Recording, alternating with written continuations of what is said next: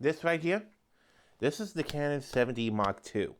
I rented a couple of these for my most recent wedding, and as I was thinking of getting additional cameras so I'm not renting all the time for my videography business, but I gotta ask, is the Canon 7D Mark II worth getting in 2019?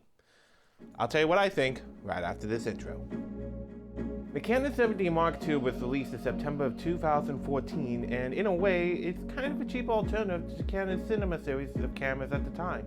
With a clean HDMI out and dual pixel autofocus, it was definitely a camera that would be worth getting, well, if you also shoot photos over the Canon C100, a C100 Mark II, those kind of cameras.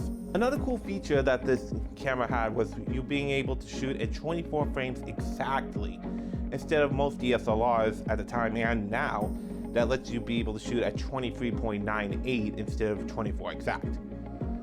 Is there any difference between the two? It's so small that most people are not going to see it. And I gotta say, for weddings, it is definitely a good choice, especially if you pair it with a super fast lens. I ended up using my Canon 50mm 1.4 and my Tamron 28-75 2.8 for the reception of my most recent wedding, and I gotta say, the image held up pretty well.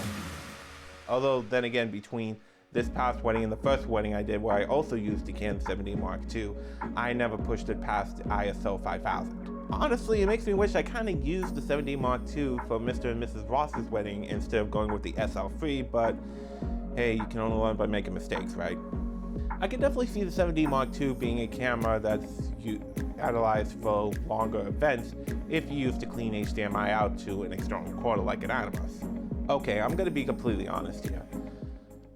If you were to go with the 7D Mark II Animus route due to its clean HDMI, I kind of feel like, and this is primarily if you do video, you're better off just getting a used C100. Here's the thing. Let's say you're going to get a used 7D Mark II off of eBay for about $700 to $800. Animus external recorders have really held their value.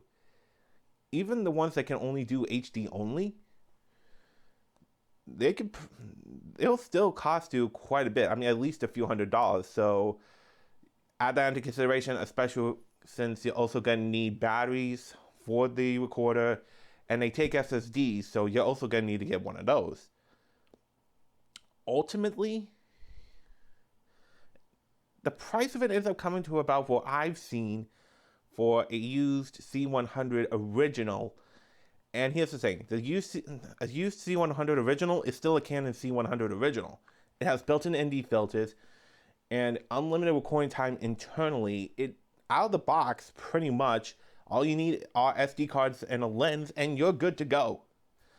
So while I am going to say the Canon 7D Mark II is worth getting, only if you also do photos. Because the photos can shoot at such a high resolution, it might actually come in handy for certain applications. Heck, the photographer I ended up working with at my most recent wedding was actually using a 7D original, so that line of cameras still holds a good value. Gonna be honest, it's gonna be a shame we might never see a 7D Mark III, but considering the fact that Canon's been kind of getting rid of filmmaking features such as 24 frames a second in the most recent SLRs, and been kind of doing like the whole crop in with some of the other cameras that actually can do 24 frames, like the 5D4, the EOS R, SL3, it might be a good thing if we just let the 7D series of cameras down to rest. But if you're at all interested in getting a 7D Mark II for yourself, I'll have links in the description.